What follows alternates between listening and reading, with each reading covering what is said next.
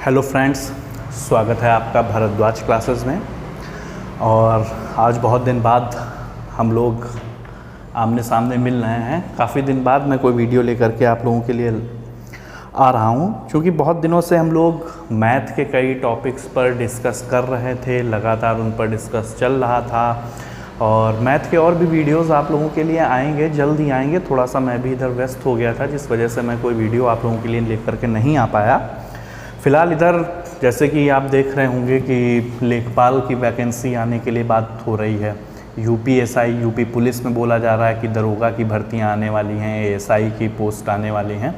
तो उसके लिए बच्चों की मांग है। चूँकि कोचिंग तो अभी ओपन हो नहीं सकती है, इन सबको देखते हुए आप लोगों के लिए कुछ मैं जीएस की क्लासेस स्टार्ट कर रहा हूं और ख़ुद ही मैं आप लोगों को पढ़ाना शुरू करूंगा। तो ज़्यादा बात ना करते हुए हम लोग डिस्कस करते हैं। और देखिए एक बात और, जीएस की क्लासेस जाहिर सी बात है लंबी होंगी।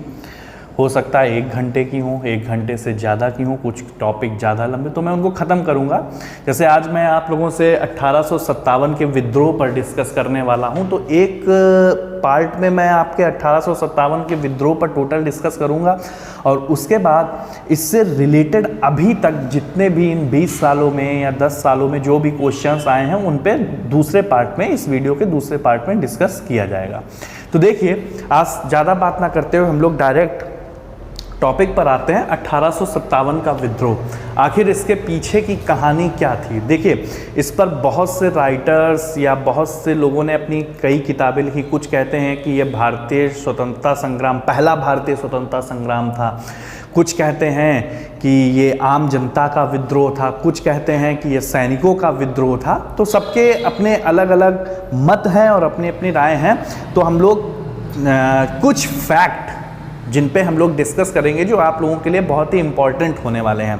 तो देखिए 1857 का विद्रोह, सबसे पहले इसके कुछ फैक्ट्स देखते हैं हम लोग। इसके कुछ फैक्ट्स क्या, देखिए जब विद्रोह का समय, जिस समय यह विद्रोह हुआ उस समय इंग्लैंड का प्रधानमंत्री कौन था? इंग्लैंड के प्रधानमंत्री थे पाम्स्टन। आप लोग नोट करते रहिएगा, पाम्स्टन। ठीक है, क्वेश्चन इंपॉर्टेंट है, पूछा जाता है कि जिस समय 1857 का विद्रोह हुआ उस समय इंग्लैंड का प्रधानमंत्री कौन था? तो पाम्स्टन थे। भारत का गवर्नर जनरल कौन था उस समय? देखिए कुछ फैक्ट हैं। भारत का गवर्नर जनरल कौन था उस समय? भारत का गवर्नर जनरल था लॉर्ड कैनिंग। कौन था? Lord Canning. ये भारत का, एक चीज और, ये भारत का अंतिम गवर्नर जनरल था। उसके बाद 1 नवंबर 1858 को जब विक्टोरिया का घोषणा पत्र पढ़ा गया था, उस दिन से गवर्नर जनरल का पद खत्म कर दिया गया था। और यही भारत का प्रथम वायसराय भी था, लॉर्ड कैनिंग। ठीक है, सब पे डिस्कस करेंगे, पहले कुछ फैक्ट्स देखते हैं। अच्छा, जो विद्रोह प्रारंभ होने के बाद नियुक्त सेनापति कौन था? विद्रोह प्रारंभ होने के बाद नियुक्त सेनापति वो कैंपबेल था। वो कौन था? कैंपबेल। वो कैंपबेल था। ठीक है, विद्रोह के समय भारत का सम्राट कौन था? बहादुर शाह जफर था। कौन था? विद्रोह के समय भारत का सम्राट कौन था? बहादुर शाह जफर था। आप लोग कॉपी पेन लेकर के बैठिएगा और नोट करते जाइएगा। सबसे पहली बात, ये 1857 का विद्रोह जब शुरू हुआ तो ये सबसे बड़ा विद्रोह था, लेकिन ये असफल रहा। असफल क्यों रहा? क्योंकि हमारे पास क्या नहीं थे? आधुनिक हथियार नहीं थे, हम लोगों के बीच में एकता नहीं थी। ठीक है, कोई रणनीति नहीं थी। चूंकि ये डेट डिसाइड हुई थी कि ये 1857 का विद्रोह 31 मई को होगा, लेकिन 31 मई को ना हो करके या समय से पहले ही कर दिया गया। समय से पहले कब? 10 मई को यह विद्रोह छिड़ गया। क्योंकि पहले मोबाइल फ़ोन इन सब का तो कोई वही नहीं था, तो लोगों के पास तक मैसेज पहुंचना भी टफ होता था कि वहाँ विद्रोह छिड़ गया है। मेरठ में सबसे पहले विद्रोह छिड़ा था। जब ये विद्रोह छिड़ गया तो लोगों के पास सूचनाएं, जल्दी से जल्दी सूचनाओं का आवागमन नहीं हो पाया। तो ये था सूचनाओं का आवागमन ना हो पाना, लोगों के बीच में एकता ना हो पाना और एक साथ विद्रोह का ना छिड़ पाना। ठीक है, इस वजह से यह विद्रोह असफल रहा। दूसरी चीज़ कि इसमें शिक्षित वर्ग लोग के जो लोग थे उन्होंने इसमें साथ नहीं दिया। कृषक लोगों ने इसमें, किसानों का कोई इसमें योगदान नहीं रहा। ठीक है, कहा जाता है गोरखा लोगों का कोई भी इसमें, मतलब अपने भारत के लोगों ने ही, जैसे कि सिंधिया लोग जो थे झांसी ग्वालियर में सिंधिया लोग थे, उन्होंने अंग्रेज़ों की तरफ से ही युद्ध किया। ठीक है, रानी लक्ष्मीबाई जब ग्वालियर गई थी, अभी वो सारी कहानी पे हम लोग डिस्कस करेंगे। तो चलिए, तो ये तो एक हमने 1857 का एक ये स्वरूप था कि आखिर 1857 का विद्रोह छिड़ा क्यों। ठीक है, 1857 का विद्रोह डलहौजी की सबसे बड़ी एक नीति थी, हड़प की नीति। ठीक है, हड़प की नीति की लोगों के राज्य को ब्रिटिश साम्राज्य में मिला लेना। ठीक है, और राजाओं को गोद ना लेने देना, ये तरह तरीके की उनकी नीतियां थीं। तो इस वजह से इन लोगों का ईसाई धर्म में परिवर्तन करवाना, ये भी सबसे बड़ा एक कारण था। भारतीय लोगों का शोषण करना, ये भी लोग इस विद्रोह का सबसे बड़ा स्वरूप था। तो कई कारण रहे जिस वजह से 1857 का विद्रोह छिड़ा। इस पे कुछ किताबें भी लिखी गई। एक सबसे फेमस बुक है जो वी.डी. सावरकर की है, देखिएगा वो बुक कौन सी है, उसका नाम है the Indian war of independence. The Indian war of independence 1857। ये बुक मोस्ट इंपॉर्टेंट है, खूब पूछी जाती है। किसने लिखा है इसको? वी.डी. सावरकर। किसने लिखा इसको? वी.डी. सावरकर ने। इसको आप लोग जरूर नोट कर लीजिएगा। ठीक है, अशोक मेहता ने एक पुस्तक लिखी है इसी पे, द ग्रेट रिबेलियन।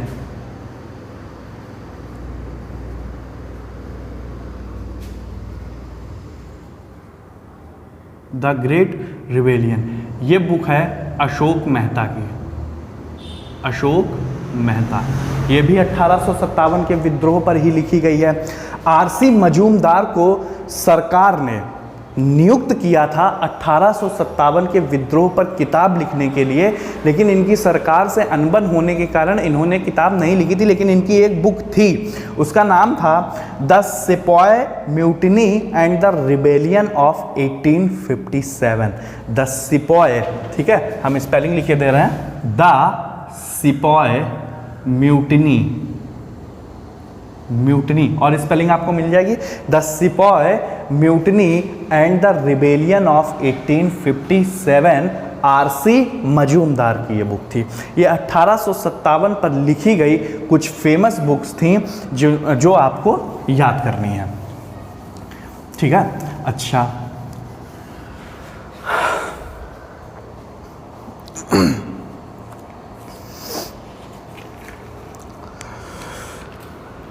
तो अब हम लोग आते हैं मेन मुद्दे पर, आते हैं मेन टॉपिक पर आते हैं कि 1857 के विद्रोह के कारण क्या थे।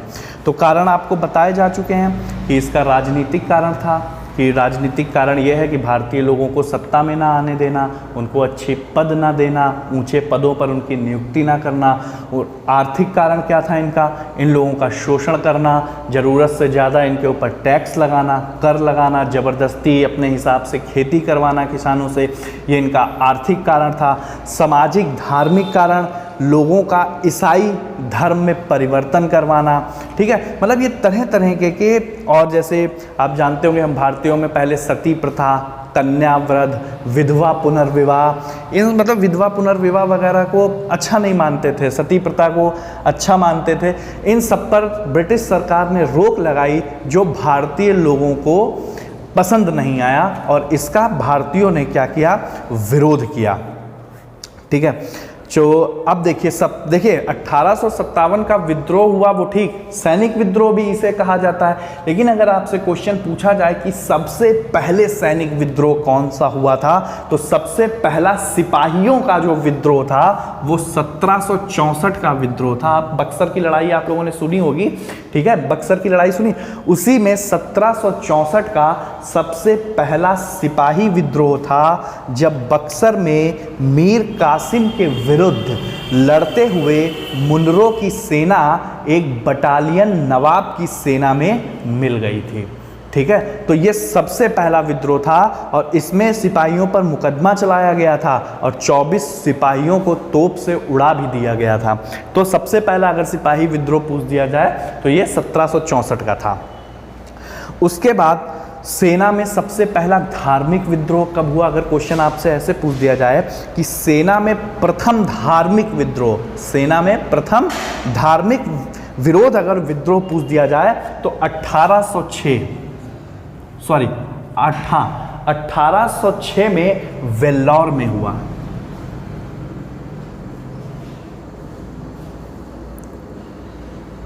इसमें वेल्लौर में हुआ। ये क्वेश्चन खूब पूछा जाता है। इसमें हुआ क्या था? इसमें यहाँ पर यह हुआ था कि माथे पर तिलक लगाना, ठीक है, पगड़ी बांधने पर रोक लगा दी गई थी। ये 1806 का वेल्लौर का विद्रोह क्यों हुआ? इसमें माथे पर तिलक लगाना और सर पर पगड़ी बांधने बंद करवा दिया गया था, इसका विरोध किया गया था, ठीक है। और इन लोगों को एक हैट लगाने के लिए दी जाती थी। उस हैट में एक तुर्रा लगा होता था। तुर्रा जैसे पंख जैसे या कुछ भी उसे कहते हैं, तुर्रा लगा होता था। वो कहते थे कि वो सुअर के मांस का बना हुआ होता था, जिसका विरोध भारतीय सैनिकों ने किया, उस हैट को पहनने से मना किया। ये उसके बाद एक अन्य धार्मिक विरोध भी हुआ सेना में। वो कब हुआ? वो 1824 में हुआ। देखिए, आपको ध्यान रखने, पहला 1764 में सब सिपाहियों का विरोध, दूसरा 1806 में वेल्लौर में, और तीसरा 1824 में हुआ जब और कब हुआ? बैरकपुर की 47वीं रेजिमेंट ने, बैरकपुर की 47वीं रेजिमेंट, ठीक है, रेजिमेंट ने क्या किया था? बर्मा जाने से मना कर दिया था। बर्मा का वर्तमान नाम क्या है? म्यांमार है। क्या है? म्यांमार है। बर्मा जाने से मना कर दिया था क्योंकि भारतीय लोग क्या समुद्र के पार जाना पाप मानते थे। क्यों समुद्र के पार जाना पाप का मतलब क्या है? समुद्र के पार जाने का मतलब हुआ पश्चिमी सभ्यता को ग्रहण करना, पश्चिमी सभ्यता की तरफ आकर्षित होना। और भारतीय मानते थे कि पश्चिमी सभ्यता जो है वो खराब है, उसे हमें एक्सेप्ट नहीं करना है। इसलिए भारतीय लोग समुद्र के पार जाना जो है पाप मानते थे। तो तब इन लोगों को ज़बरदस्ती हिंदुओं लोगों को समुद्र के पार भेजा गया। तो ये 1824 में बैरकपुर की 47वीं रेजिमेंट ने क्या किया? इसका विरोध किया। उसके बाद इस 47वीं रेजिमेंट को ख़त्म कर दिया गया था। फिर उसके बाद अगला विद्रोह 1844 में, आप लोग नोट करते रहिएगा। अगला विद्रोह हुआ है 1844 ईस्वी में फिरोजपुर की 64वीं रेजिमेंट, ये जरूर नोट कीजिएगा, फिरोजपुर की 64वीं रेजिमेंट, ठीक है। 1764, 1806, उसके बाद 1824 और अगला 1844 फिरोजपुर की 64वीं रेजिमेंट ने भी विद्रोह किया। और उसके बाद क्या हुआ? 1864वीं रेजिमेंट को क्या कर दिया गया? भंग कर दिया गया। ये 1857 की से पहले की वो सारे विद्रोह थे, ठीक है। 1857 का जो विद्रोह था वो इन्हीं सबके प्रयासों की एक पराकाष्ठा थी। मतलब 1857 का विद्रोह यहाँ से निकल करके आता है, ठीक है। यहाँ से प्रेरित हो करके सिपाही 1857 का विद्रोह करते हैं। अब देखते हैं कि आखिर 1857 में ऐसा क्या हुआ कि एकदम से यह विद्रोह छिड़ा। तो इसका तात्कालिक कारण देखते हैं। 1857 के विद्रोह का तात्कालिक कारण क्या था? 1857 का तात्कालिक कारण ये था, देखिए मैं इसलिए बीच बीच में कुछ अपने नोट्स देख लेता हूँ कि वीडियो बन रहा है, कोई भी चीज़ छूटनी नहीं चाहिए। मैं आपको एकदम ही पूरा भी पढ़ा सकता हूँ ऐसे ही बिना देखे, लेकिन मैं बीच बीच में इसलिए चीज़ें देख लेता हूँ पॉइंट टू पॉइंट कि अगर मैं किसी टॉपिक पर आपसे डिस्कस कर रहा हूँ तो कोई भी पॉइंट छूटना नहीं चाहिए, ज़्यादा से ज़्यादा टॉपिक कंप्लीट हो जाना चाहिए, ठीक है। तो इसका तात्कालिक कारण यह था कि 1856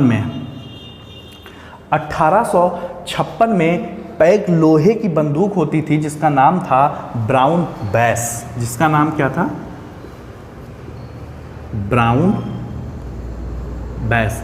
ये लोहे की बंदूक थी। इस बंदूक को हटा करके इसकी जगह पर ब्रिटिश लोग एक नई बंदूक लेकर के आए जिसका नाम था न्यू इनफील्ड राइफल। जिसका नाम क्या था? New Enfield rifle. किसकी जगह पर? ब्राउन बैस की जगह पर, ठीक है। और इसमें जो कारतूस लगता था उसे मुंह से छीलना पड़ता था और कहते थे कि इस कारतूस में गाय का मांस या सूअर का मांस लगा होता था जिसको सैनिकों ने छीलने से मना कर दिया और सैनिकों ने इसका विरोध किया। इसमें सबसे पहले इस विद्रोह की शुरुआत कौन करता है? मंगल पांडे जी करते हैं। कौन करता है? मंगल पांडे सबसे पहले इस विद्रोह को, मतलब एक चरम देने से ना, एक पीक पर ले जाना। किया सबने विद्रोह, लेकिन इस विद्रोह को एक पीक पर ले जाए कौन ले गया? मंगल पांडे ले गए और इन्होंने इसका बड़ी सख्ती के साथ विरोध किया। अब देखते हैं विद्रोह का प्रारंभ कैसे होता है। इसको हटा देते हैं। विद्रोह का प्रारंभ कैसे होता है? 23 जनवरी 1857।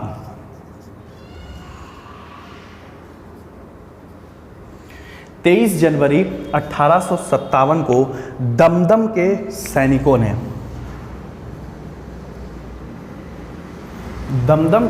सैनिकों ने कारतूस के प्रयोग को अस्वीकार कर दिया। उन्होंने बोला कि हम इसका प्रयोग नहीं करेंगे। फिर देखिए क्या होता है। 29 मार्च 1857, डेट इंपॉर्टेंट है। 29 मार्च 1857 ईस्वी को 34वीं रेजिमेंट, कौन सी रेजिमेंट?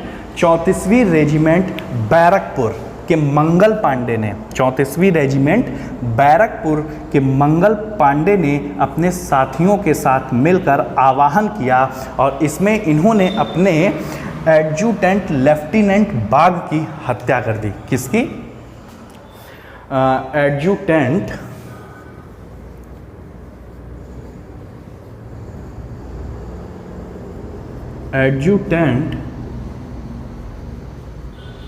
लेफ्टिनेंट बाग की इन्होंने हत्या कर दी और मेजर सार्जेंट ह्यूसन को गोली मार दी।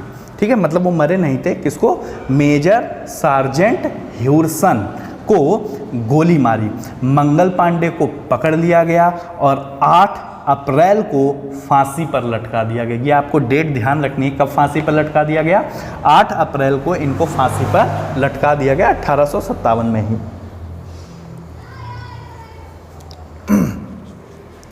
और इस कौन सी रेजिमेंट थी? 34वीं रेजिमेंट को क्या कर दिया गया?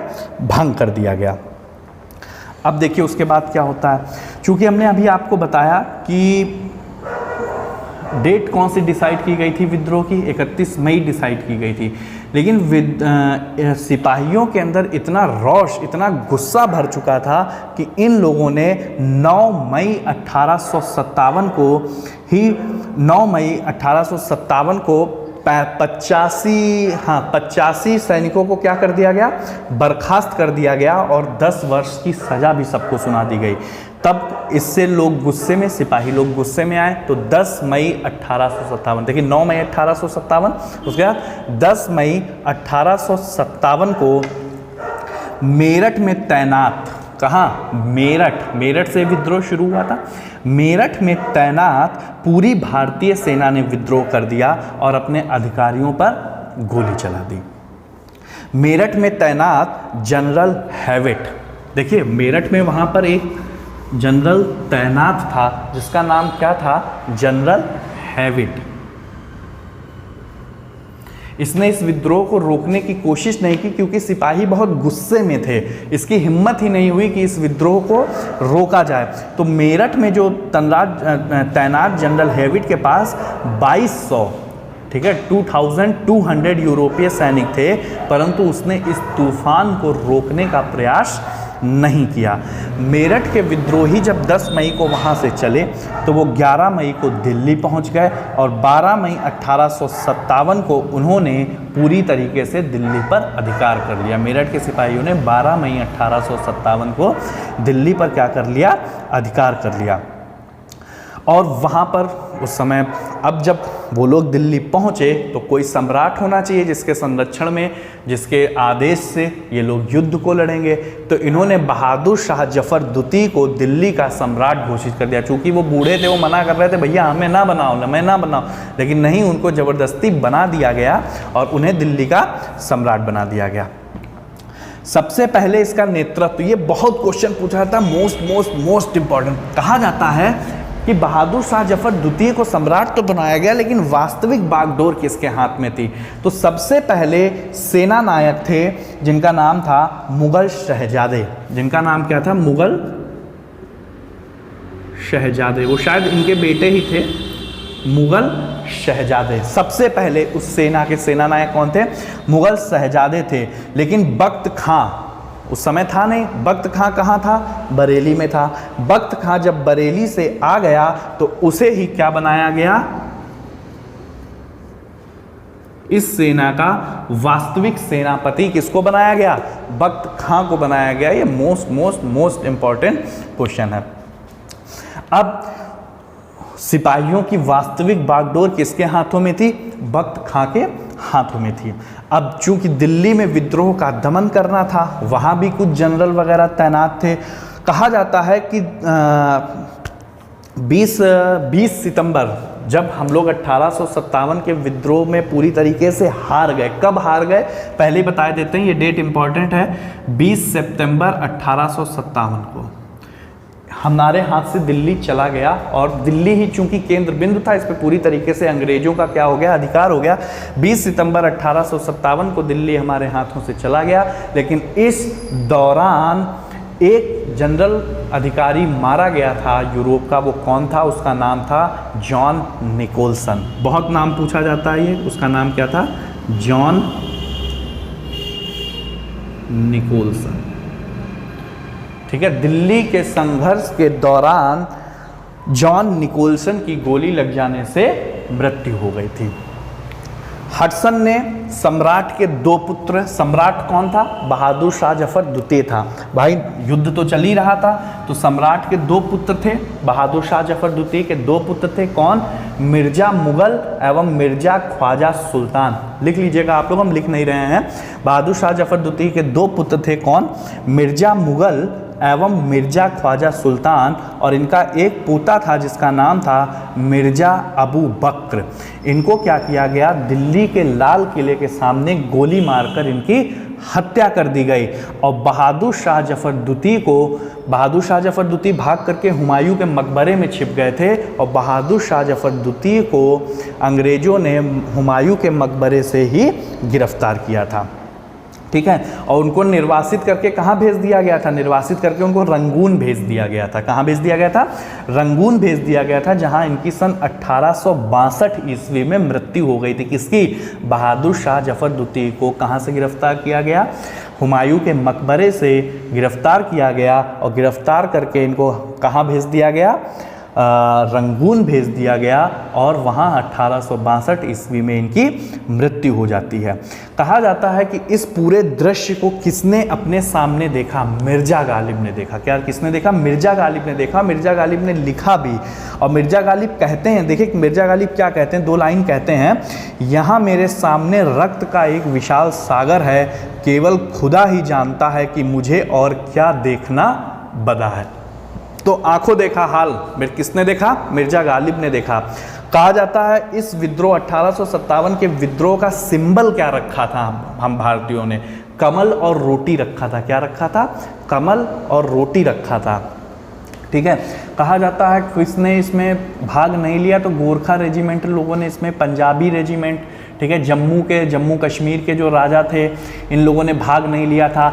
दक्षिण भारत में भी ये विद्रोह ज़्यादा नहीं फैला था। ईस्ट इंडिया मतलब पूर्वी भारत में, असम में थोड़ा बहुत फैला, लेकिन और असम में पूर्वी भारत में भी यह विद्रोह पूरी तरीके से नहीं फैला। उत्तर भारत में सबसे ज़्यादा यह विद्रोह फैला, जैसे इलाहाबाद है, लखनऊ है, यहाँ पर। तो अब देखिए इस विद्रोह का प्रसार कैसे हुआ, कहाँ पर कौन किस इस विद्रोह का नेतृत्व कर रहा था, वहाँ पर इस विद्रोह को दबाने का श्रेय किसको जाता है, तरह तरीके से। तो सबसे पहले हम लोग कहाँ से शुरुआत करते हैं, ठीक है, तो सबसे पहले हम लोग लखनऊ से शुरुआत करते हैं। एक मिनट,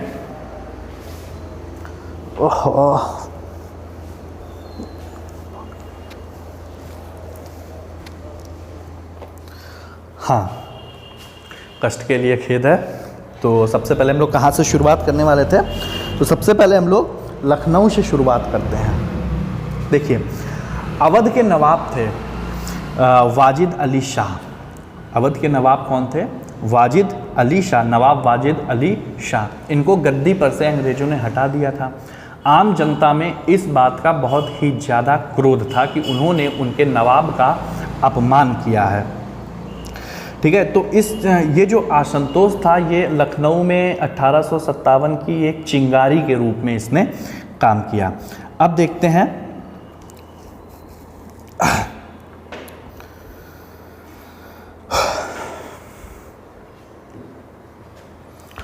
30 मई 1857 को लखनऊ में, 30 मई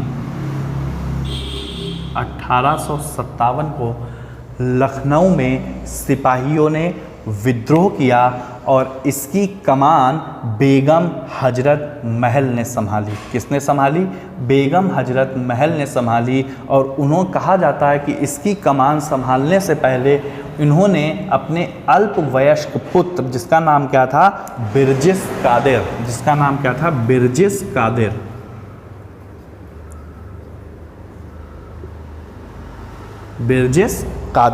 बिरजिस कादिर को इन्होंने गद्दी पर बिठाया और इस विद्रोह का नेतृत्व संभाला, ठीक है। 21 मार्च 1858 तक यह युद्ध चलता रहा, ठीक है। मार्च 1858 में कैंपबेल ने विद्रोह को समाप्त कर लखनऊ पर कब्जा कर लिया। देखिए, कैंपबेल ने सबसे ज़्यादा विद्रोह का दमन किया है। अब कहा जाता है कि लखनऊ का विद्रोह कब, देखिए इसमें और भी बहुत सारी कहानी है, लेकिन अब वही चीज़ है कि बहुत कहानी पे डिस्कस नहीं करना है, मेन फैक्ट पर आते हैं हम लोग। तो मार्च 1858, मार्च 1858 किसने, लखनऊ के कैंपबेल ने लखनऊ के विद्रोह को दबाया और लखनऊ पर पुनः क्या कर लिया, कब्जा कर लिया। बेगम हजरत महल ने आत्मसमर्पण करने से मना कर दिया कि हम आत्मसमर्पण नहीं करेंगे। तो अंग्रेज़ों की एक नीति ये होती थी कि या तो आप आत्मसमर्पण करें, नहीं तो फिर आपको सज़ा दी जाएगी। अगर सज़ा नहीं दी जाएगी तो आप भारत छोड़ के चले जाएं, क्योंकि उनको ये डर रहता था कि अगर आप भारत में रहेंगे तो भारत में रह के आप फिर ये खुराफात करेंगे कि फिर से विद्रोह करेंगे, अपना संगठन बनाएंगे। तो 3 उनके पास रहते हैं, तो आत्मसमर्पण करें या आप भारत छोड़ के जाएं। अगर भारत में रहेंगे तो आपको सज़ा दी जाएगी, नहीं तो फांसी की सज़ा दी जाएगी। तो बेगम हजरत महल भारत छोड़ करके कहाँ चली गई थी, नेपाल चली गई थी। कहाँ चली गई थी, नेपाल चली गई थी। अब आते हैं हम लोग लखनऊ के बाद कानपुर पर। कानपुर का विद्रोह, कानपुर के विद्रोह का नेतृत्व अंतिम पेशवा बाजीराव द्वितीय के दत्तक पुत्र नाना साहब ने किया था। मोस्ट इंपॉर्टेंट है, ऐसे अगर सीधे सीधे क्वेश्चन पूछते कि कानपुर का नेतृत्व कौन कर रहा था, नाना साहब कर रहे थे। लेकिन कानपुर का अगर ये किसके पुत्र थे, तो अंतिम पेशवा बाजीराव द्वितीय के पुत्र थे। कौन, नाना साहब थे। नाना साहब का वास्तविक नाम धोंधू पंत था। खूब पूछा जाता है क्वेश्चन कि नाना साहब का वास्तविक नाम क्या था। नाना साहब का वास्तविक नाम धोंधू पंत था, ठीक है। नाना, देखिए इसमें कहानी तो बहुत है, बहुत ज़्यादा है, लेकिन हम बहुत ज़्यादा, आप देखिए बहुत उस पर डिस्कस करते हुए सीधे मेन टॉपिक पर आते हैं कि कानपुर के विद्रोह को दबाया किसने। 27 नवंबर को ग्वालियर की विद्रोही सेना ने कानपुर को अंग्रेजों से फिर छीन लिया।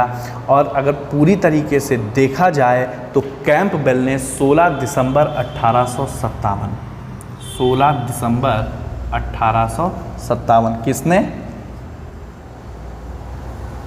कैंपबेल ने। 16 दिसंबर 1857 ने कैंपबेल ने कानपुर के विद्रोह को दबाया। अच्छा, नाना साहब की ओर से मेन लड़ाई कौन लड़ रहा था? तात्या टोपे लड़ रहे थे, ये चीज़ ध्यान रखिएगा। कौन लड़ रहा था? तात्या टोपे। ठीक है, नाना साहब की तरफ से वास्तविक लड़ाई कौन लड़ रहा था? तात्या टोपे लड़ रहे थे। और इनका तात्या टोपे का असली नाम था रामचंद्र पांडुरंग। तात्या टोपे का असली नाम क्या था? बचपन का नाम क्या था? असली नहीं, बचपन का नाम क्या था? रामचंद्र पांडुरंग। तात्या टोपे अंग्रेजों के हाथ नहीं आए थे, लेकिन इनके मित्र ने ही इनके साथ धोखा किया था। सिंधिया के सामंत थे मान सिंह। क्या नाम है? सिंधिया के सामंत थे मान सिंह। इन्होंने इन्हें धोखा दे दिया था और अंग्रेजों को इन्हें क्या कर दिया था? सौंप दिया था। तो तात्या टोपे को ग्वालियर में फांसी दे दी गई थी। कहाँ फांसी दी गई थी? ग्वालियर में फांसी दी गई। देखिए, ये मैं आप लोगों को कहानी सुना रहा हूँ, आप लोग सुन लीजिए अपने आप से, बुक से आप लोगों को पढ़ना है। कुछ फैक्ट्स हैं, टॉपिक्स हैं, इनको आप लोग नोट करते जाइएगा। उसके बाद हम लोग झांसी पर आते हैं। तो झांसी का तो सबको पता है, झांसी की रानी। ठीक है, झांसी की रानी का नाम, बचपन का नाम क्या था? मणिकर्णिका था। इनका जन्म कहाँ हुआ था? वाराणसी में हुआ था। इनका विवाह झांसी के जो गंगाधर राव जी थे उनके साथ इनका विवाह हुआ था। चूँकि इनके कोई पुत्र नहीं था तो डलहौजी ने इनके राज्य को हड़प लिया था कि आपके कोई पुत्र नहीं है। और दत्तक पुत्र को मतलब कोई कानून नहीं था कि आप गोद लिए हो पुत्र को राजा घोषित कर सकें। तो इस बात का असंतोष रानी के अंदर था। लेकिन सर ह्यूरोज ने बोला था कि अगर सबसे ज़्यादा मर्दानों मतलब मर्दों की तरह लड़ने वाली अगर कोई थी तो वो झांसी वाली रानी ही थी। इनकी कब्र कहाँ बनी हुई है? इनकी कब्र ग्वालियर में बनी हुई है, क्योंकि ये भाग करके ग्वालियर चली गई थी। लेकिन ग्वालियर के जो सामंत थे वो आपके सिंधिया लोग थे। सिंधिया लोग अंग्रेजों के पक्ष में थे, लेकिन सिंधिया की जो सेना थी वो रानी लक्ष्मीबाई के पक्ष में आ चुकी थी और इन्होंने वहाँ पर युद्ध किया था ग्वालियर में। मतलब झांसी से भाग करके ग्वालियर गई थी, मतलब झांसी में इन्होंने युद्ध किया, फिर ग्वालियर गई, फिर वहाँ पर इनका युद्ध हुआ और इन्होंने वहाँ पर हराया। उसी में युद्ध के दौरान ही इनकी वहाँ पर मृत्यु हो गई थी।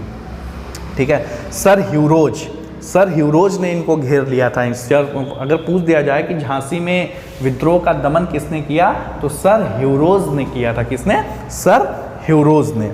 अब अगला आते हैं बिहार।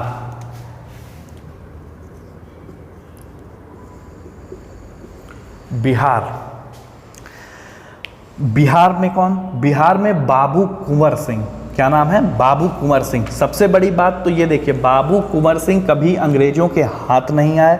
सबसे ज़्यादा टक्कर लेने वाले कौन थे? बाबू कुंवर सिंह। बिहार जगदीशपुर बिहार में भी पड़ता है एक, बिहार जगदीशपुर।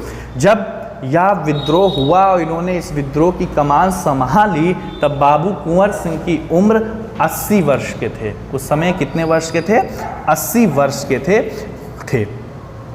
ये विद्रोह चलता रहा। इन्होंने हर जगह जहाँ पर भी इनसे युद्ध करने ब्रिटिश सेना आई, इन्होंने वहाँ पर ब्रिटिश सेना को परास्त किया। और इनकी मृत्यु वही 26 अप्रैल 1858 ईस्वी हुई। डेट ध्यान रखने की ज़रूरत नहीं है, 26 अप्रैल 1858 की इनकी मृत्यु हुई।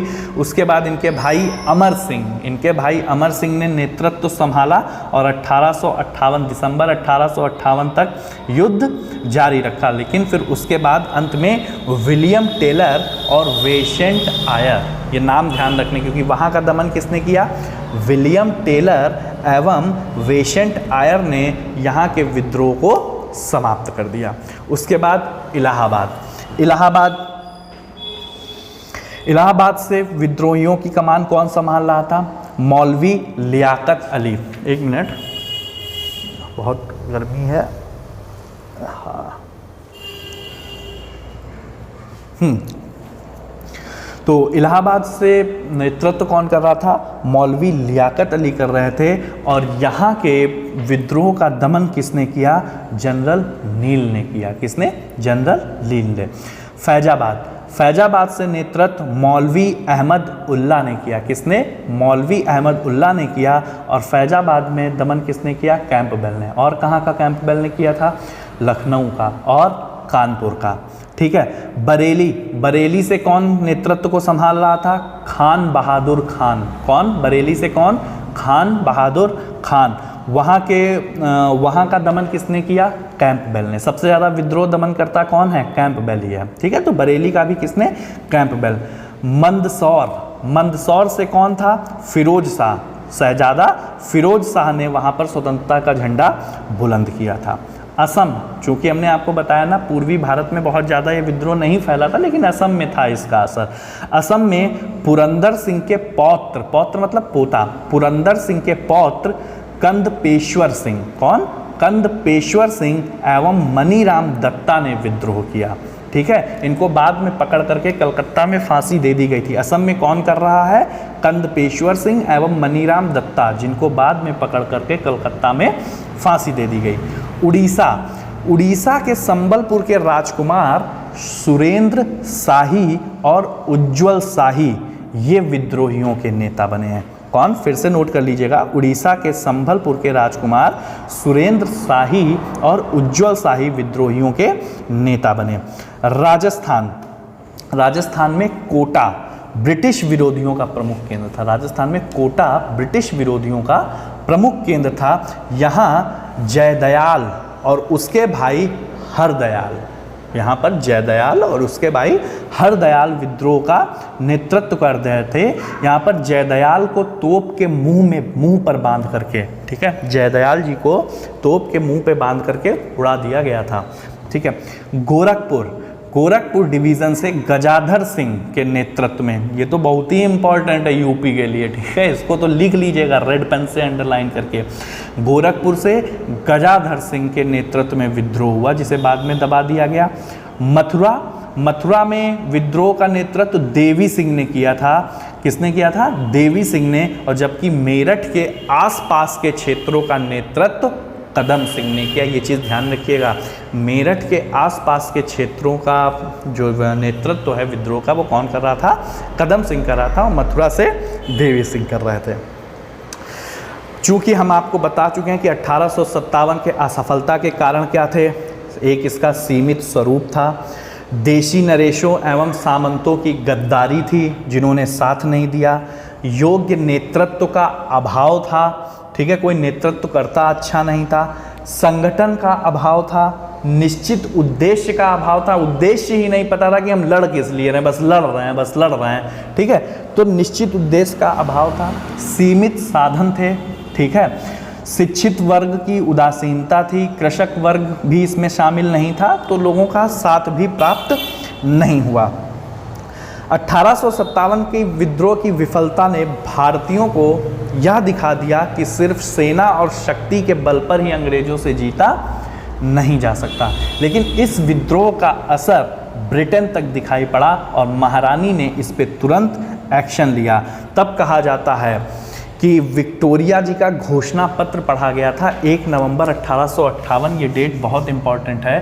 तब 1 नवंबर 1858 लॉर्ड कैनिंग ने ये घोषणा पत्र पढ़ा था और इलाहाबाद में पढ़ा गया था। इलाहाबाद के कहाँ? मिंटो पार्क, ये भी ध्यान रखिएगा, इलाहाबाद के मिंटो पार्क, इलाहाबाद आगे लिख लीजिएगा। ठीक है, अब तो प्रयागराज इसका नाम है। इलाहाबाद के मिंटो पार्क में विक्टोरिया का घोषणा पत्र 1 नवंबर 1858 को लॉर्ड कैनिंग ने पढ़ा था। देखिए, इसकी कुछ इंपॉर्टेंट पॉइंट्स हैं कि इस घोषणा पत्र में ऐसा क्या लिखा था। तो 3 से 4 पॉइंट हैं, वो मैं पढ़ के आपको सुनाए देता हूँ। पहला पॉइंट, भारतीय शासन की बागडोर कंपनी के हाथों से निकलकर क्राउन के हाथों में चली गई थी और गवर्नर जनरल को अब वायसराय कहा जाने लगा था। दूसरा पॉइंट क्या था? इस घोषणा के द्वारा अब सरकार भारतीय मामलों के लिए सीधे उत्तरदायी हो गई थी। सीधे अब गवर्नर जनरल वायसराय से मतलब नहीं, वायसराय सीधे रिपोर्ट करता था किसे? विक्टोरिया को, महारानी को। तीसरा, इस घोषणा ने स्पष्ट कर दिया कि भविष्य में कोई भी राज्य अंग्रेजी राज्य में नहीं मिलाया जाएगा। सरकार ने डलहौजी की हड़पने की नीति त्याग दी और भारतीय नरेशों को गोद लेने का अधिकार वापस कर दिया। घोषणा पत्र में कहा गया कि सरकार अब भारतीयों के धार्मिक एवं सामाजिक मामलों में कोई हस्तक्षेप नहीं करेगी। सैनिकों की संख्या घटा दी गई। सैनिकों की संख्या घटा दी गई से मतलब क्या है, जब पहले सैनिकों का जो अनुपात था वो 5:1 में था। 5:1 में था। अगर भारत के 5 सैनिक हैं तो यूरोप का 1 सैनिक होता था, ऐसे था। तभी तो सैनिक विद्रोह हुआ कि भारतीयों की एकता मिल गई। फिर इसको घटा करके किस रेशियो में लाया गया, 2:1 में ला दिया गया।